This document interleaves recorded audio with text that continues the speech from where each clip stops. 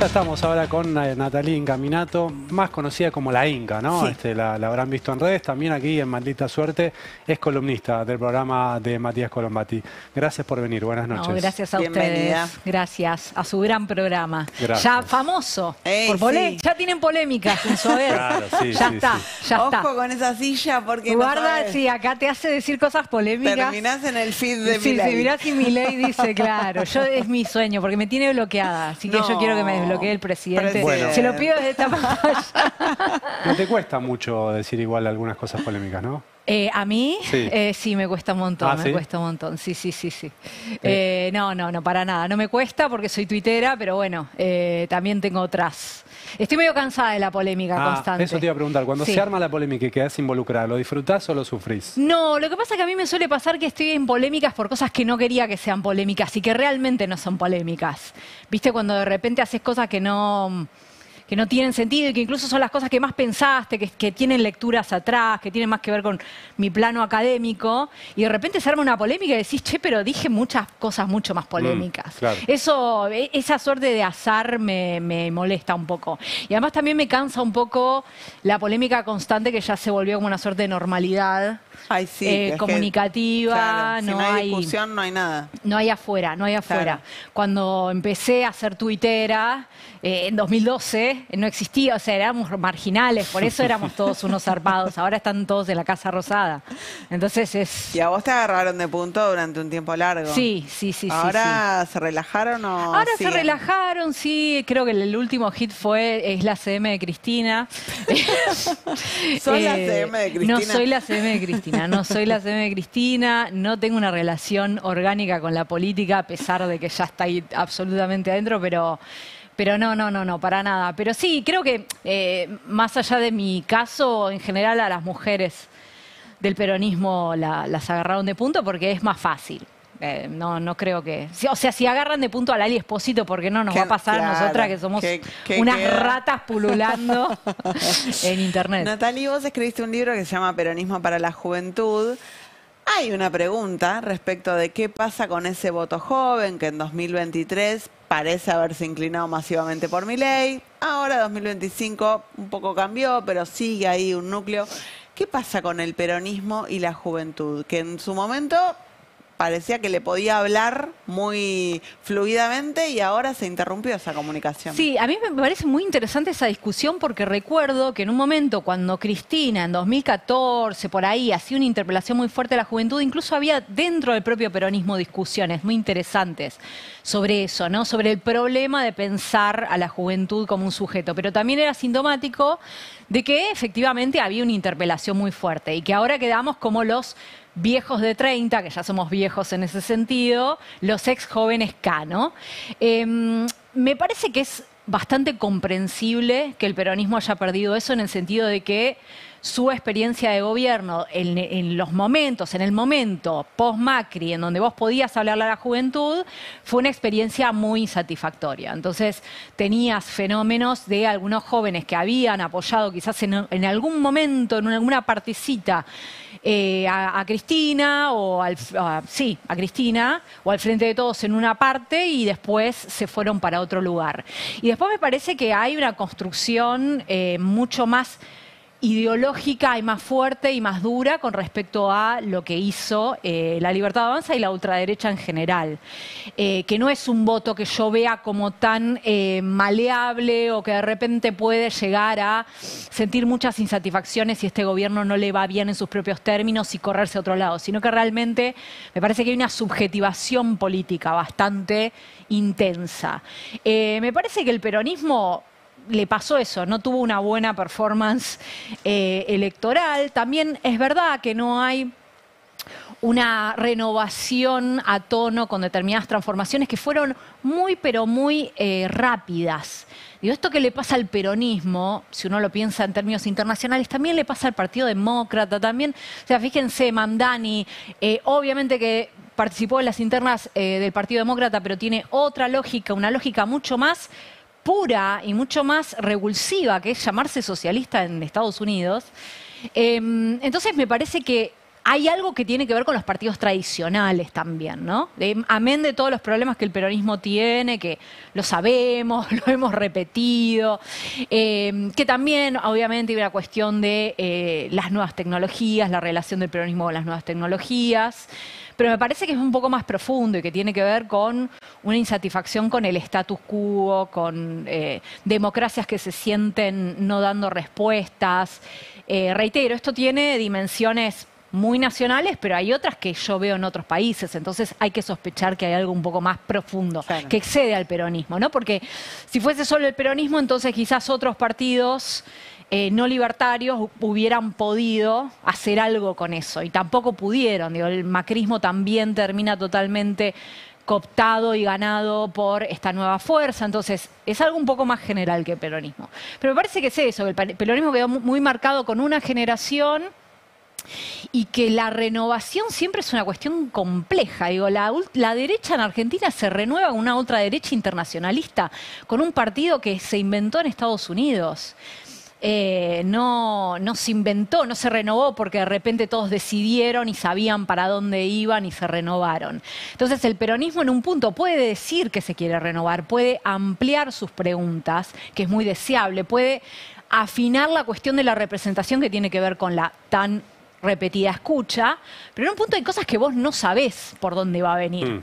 Porque a la derecha le vino por una ultraderecha internacionalista, algo que era la alt-right que vino 3 años después. Claro, te iba a preguntar, es una cuestión estructural medio inevitable. El peronismo puede decir, che, vamos a hablarle a los pibes, vamos a hacer videos de TikTok, vamos a cambiar el lenguaje. Digo, ¿va por ahí o es algo que es más difícil de abordar? Yo creo que es más difícil de abordar si uno cree que es tan simple como vamos a hacer videitos de TikTok, ¿viste? Yo además, con Mamdani, que lo pongo como ejemplo porque el peronismo está tan desesperado que aparece algo así, entonces dicen, necesitamos un Mamdani. Claro. Estudiemos la campaña. Claro, y entonces está esta idea. Tenemos algún musulmán acá en la Claro, exacto. Y está esta idea de que Mamdani ganó porque tiene videos de TikTok y la comunicación es muy carismático. Y en realidad están la DSA, estos socialistas democráticos de América, que vienen teniendo una organización territorial, de tocar puerta por puerta, son muy exigentes con sus candidatos. Mamdani aceptó las exigencias que le ponían esa agrupación, con lo cual en realidad sigue habiendo organización territorial. Lo que vos necesitás es que haya nuevas energías sociales, nuevos sentidos, o sea, que los sentidos que el peronismo pregona vuelvan a tener un significado distinto a un eslogan, ¿no? Porque si vos decís justicia social, y eso no tiene ningún tipo de anclaje concreto, bueno, no hay nada menos peronista que eso, ¿no? Digamos, la gran innovación peronista ante los partidos de izquierda, como el socialismo en la Argentina del 40, fue la realidad efectiva. Fue que más allá de una idea, de una teoría, había una serie de acciones muy concretas que llenaban a esas ideas de un sentido muy vivo. Bueno, el peronismo eso lo perdió porque todo pierde eso. Le va a pasar a la Libertad Avanza también. En un momento la Libertad Avanza va a decir libertad y no va a significar lo que significaba en 2023. Con lo cual me parece que no, o sea, por supuesto que el peronismo tiene que ir a internet, o sea, tiene que hacer eso. Tiene que entrar en Google. Tiene que entrar, claro, tiene que enterarse de algo. Pero si vos querés emular el trend, y hay algo que no tiene mucha vida. Tampoco estoy diciendo que vos tenés que esperar a que venga una ola del tiempo, un zeitgeist que te lleve a un lugar distinto. Pero es como una suerte de lógica de, por un lado, activar lo que se pueda activar en términos de renovación, de modificación discursiva, de ideas, de lo que sea, pero también estar muy atento a por dónde va a venir esas corrientes, esas insatisfacciones sociales, que es básicamente lo que hizo la ultraderecha. La ultraderecha encontró insatisfacciones de distinto cuño entre los varones amenazados y con la crisis de la masculinidad que existe, los trabajadores de los que estaban hablando antes, flexibilizados, ¿no? La antipolítica, que nunca se fue de la Argentina, a veces está más viva y otras veces menos, y le dio una articulación a eso, le dio un sentido, lo constituyó, creó subjetividades. Bueno, no, me parece que eso también al peronismo le va a pasar porque no hay magia. Yo creo que en política no hay magia. Nosotros podemos quejarnos de la clase política todo lo que querramos, pero la realidad es que no es solo la clase política la que está en crisis. Digo, todos los que no somos libertarios, si se quiere, tenemos una crisis profunda. Entonces hay que pensar por qué está pasando eso y activar otra sensibilidad. Yo creo que la cuestión de la sensibilidad es muy importante. ¿Hay alguien que vos veas que lo está haciendo en el amplio espectro del progresismo en la Argentina o de el movimiento nacional y popular? Yo creo que hay mucha gente que lo está haciendo en distintos planos. Pienso, por ejemplo, cuando Kicillof se sostiene en la cuestión de la producción y el trabajo. Bueno, hay algo un poco de adelantarse a el momento en donde eso explote.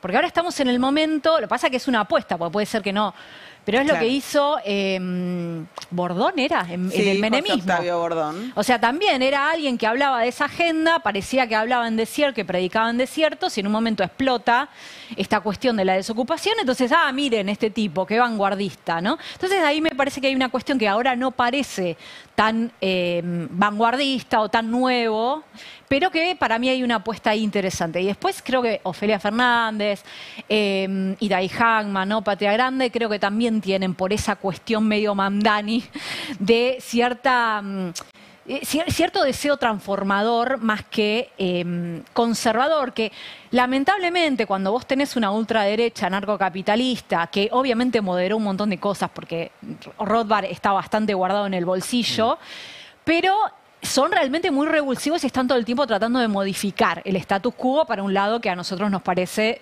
muy problemático. Entonces, sí o sí vos vas a estar en una situación un poco conservadora. Pero ahí el desafío es tratar de justamente que haya voces que vayan a un lugar de propositivo, de cambiar lo dado. Y me parece que Ofelia eso lo sostiene. Creo que Cristina también en ciertos aspectos. ¿No hay una dificultad ahí para hablarle al electorado, a la población más allá del AMBA? Sí, hay una dificultad con eso. Que es problemática porque creo que también, digo, la Libertad Avanza también es muy ambacéntrica, ¿no? Que en todo caso se puede pensar, o algunos han pensado que su conservadurismo conecta más con algunas zonas de nuestro país. Viste también, que el mayor porcentaje lo sacó Milei cuando ganó en Salta, en un pueblito que había gente cuidando cabras, nada más. Sí, totalmente. Yo creo que algo de eso hay. Lo que pasa que ahí yo creo que hay que ser muy cuidadosos con respecto a este tipo de generalizaciones, ¿no? Como el interior es más conservador, entonces vos tenés una lógica conservadora, entonces gana por eso. A y bueno, a las que ni fue, aparte. Claro, nunca. a las que ni fue. Sí, yo ahí siempre tengo la pregunta de ¿por dónde llega? ¿Por dónde aparece? ¿Aparece por internet? ¿Aparece por...? Yo tengo la sospecha de que a la gente más joven le llega más por internet que por televisión, por una cuestión de consumos culturales que podemos saber porque eso se mide ahora. Sí, me parece que hay una dificultad en ese sentido. Me parece que también la lógica anticasta y antipolítica es muy pregnante y es comprensible que sea pregnante. Especialmente... A ver, esto es algo de alguien que vivió en el interior y es de un nivel de impresionismo que da vergüenza. No va a ser tan polémico como lo efectivo porque le da un poco la razón a la Libertad Avanza, pero en provincias, en ciudades del interior más chicas, es mucho más visible el tema de la casta. Claro. Los acomodos, ¿no? Como todas esas cosas que sabemos que forman parte, no de toda la política, pero una parte de la política, y que entonces esos resentimientos son mucho más vívidos, porque todo se ve. Entonces, vos sabés quién está acomodado en el trabajo, quién tiene, se ve todo. También es verdad que, en contraposición a lo que digo, muchos gobiernos locales sí les fue bien y había como una suerte de dualismo de que se bancaba a Milei y no. Entonces, esto que digo sería bastante polémico con esa cuestión de la realidad. Yo no sé lo que pasa, creo que sí hay un problema. A mí me cuesta un poco darle la razón a quienes creen que el peronismo se tiene que volver más conservador, porque, bueno, por una cuestión ideológica de mi parte, y además porque sé que hay muchas compañeras feministas en los distintos lugares del país que la pasan muy mal, y además en muchas de esas provincias que se consideran más conservadoras también hay muchos más femicidios. Entonces, a mí me gustaría que las personas que quieren un peronismo más conservador también me expliquen cómo van a resolver esos temas, ¿no? Porque son temas reales, no es simplemente decirle ella al gato o lo que sea, ¿no? Sino que son problemas complicados. Pero creo que me parece que también ahí el desafío es candidatos más parecidos o peronismos más parecidos a esos lugares con esas especificidades. Me parece que la representación tiene que ver con eso. Si igual vemos que también a las terceras vías, aquellas figuras políticas que se sentían más parecidas, por ejemplo en Córdoba, también les fue mal, creo que también hay un tema para pensar ahí. O sea, ¿solamente es el kirchnerismo más céntrico o también estas terceras vías que parecían mucho más federales, también les fue mal, ¿no? Entonces, creo que ahí hay que pensar qué sucede. Yo creo que sí, el peronismo tiene que tener una mirada mucho más amplia del país pero bueno, también ahí aparece la pregunta de los peronismos de las provincias. ¿Qué proyecto de país tienen ellos? ¿Tienen un proyecto de país? Porque siempre se dice que el peronismo de la provincia de Buenos Aires no tiene un proyecto de país porque está y me parece que sería tonto negarlo.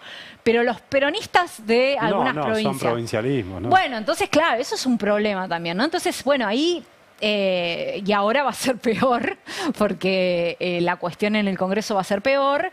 Pero sí, me parece que ahí hay que pensar y articular unas nuevas estrategias, nuevos modos. Yo no sé cómo se hace, porque también todas las provincias son muy diferentes. Uno habla del interior y no tiene nada que ver Río Negro con el norte, o sea... No.